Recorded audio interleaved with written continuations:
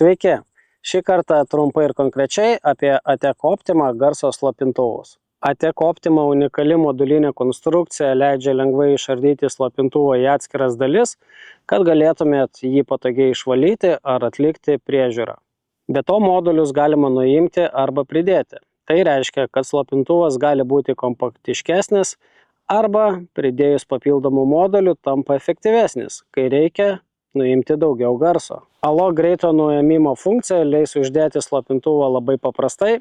Tai reikia užsukti Alok adapterį ant vamzdžio ir slopintuvą pasukti 60 laipsnių į kairę. Kalbant apie efektyvumą, Optima 45 garso slopintuvas nuima maždaug apie 29 decibelus, o Optima 50 apie 30 decibelų. Be abejo, tai nėra absoliutus rekordas, bet kartu jis pasižymi modulinę konstrukciją, o papildomas ilgis ant vamzdžio tik 15 cm. Todėl slopintuvas išlieka kompaktiškas ir lengvas. Manau, kad ATEC Optima garso slopintuvai tikrai patiks daugeliui medžiotojų dėl savo universalumo ir lengvos priežiūros. O jums ačiū, kad žiūrėjot ir iki kito karto.